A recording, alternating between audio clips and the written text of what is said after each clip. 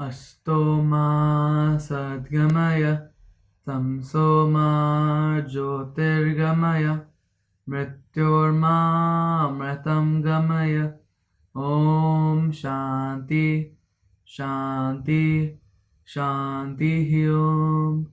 Namaste. My name is Krishang and I'm going to talk to you about Pitra Paksh. So first, what is Pitra Paksh?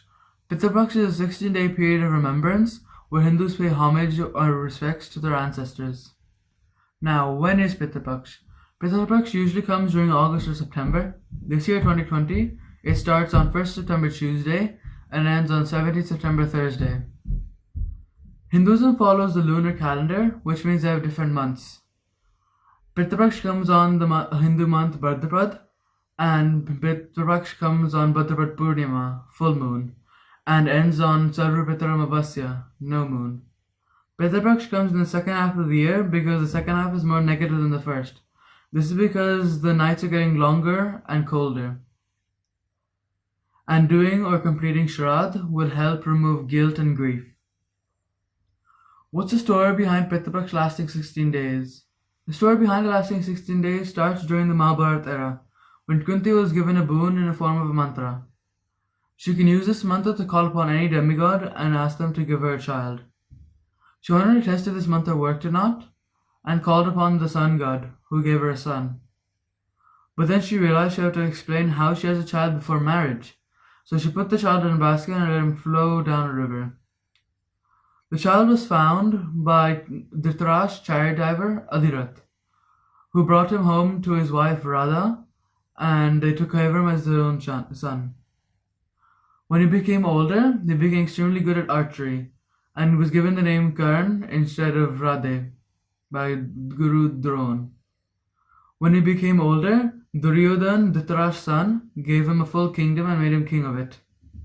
This is because he wanted him to be in debt to him, so he can use his great archery skills against the Pandavas. Karn was a good and rightful king and always gave gold to his subjects. When he died during the Mahabharata war, he went to heaven. But then he noticed that he was treated differently from everyone else. He was given gold coins instead of food and water.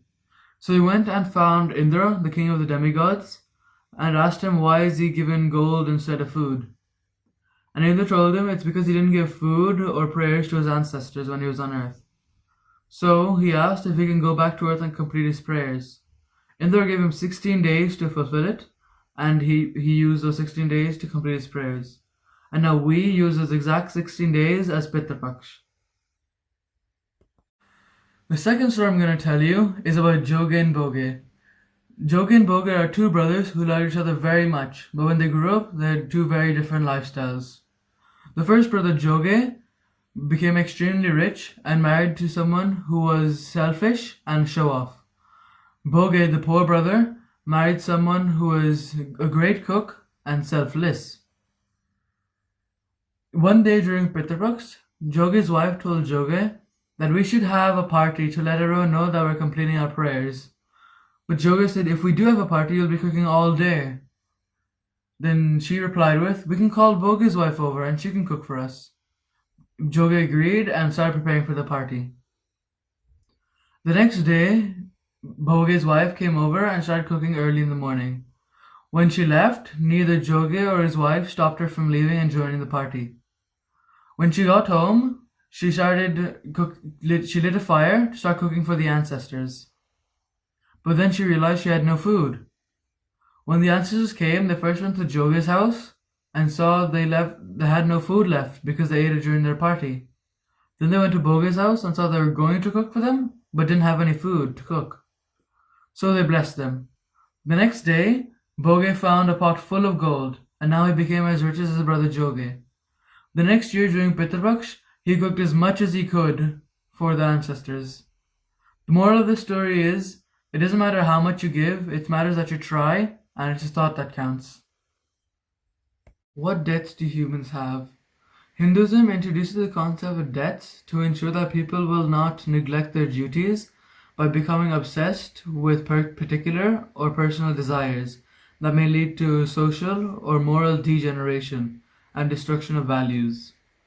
The Taittiriya Samhita says that every child is born with 3 debts to repay in his or her lifetime. These debts, or rin, are called Devrin, Pitrin, and Rishirin. Devrin is the debt to the environment and demigods. Some people believe that the environment, plants and animals, have their own rin called Bhautarin, but this is usually included in Devrin. Devrin is about appreciating and being grateful for all the things that let you live and survive. For example, water, the sun, the weather, etc. This rin is fulfilled by trying to improve the world, not just for yourself, but for the betterment of the world. Pitrin is the debt to your ancestors and parents, because without them, how would you be alive now? This rin is fulfilled by paying respects to them, which is what Pitra Paksh is all about. And if you remember the story about Karn, he wasn't able to live happily in heaven because he didn't complete his Pitrin. Rishirin is about appreciating everything that we have and the people who made it. For example, if someone didn't invent the bed, we'd be sleeping on the floor. If someone didn't find electricity, we wouldn't have it. So Rishirin is about appreciating and being grateful for all the scientists and inventors.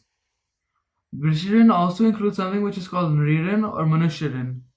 Rishirin is a debt to the people, which is fulfilled by being nice, helping, and respecting others. We can see that the concept of service, seva, is deep-rooted into ancient Hindu traditions. It generates awareness of values. Can't remember the last part. We can see the concept of service, seva, is deep-rooted into ancient Hindu traditions. It generates awareness of one's duties and responsibilities and provides moral and ethical direction to life. And encourages family values and helps one to organize life for individual accomplishments. Namaste.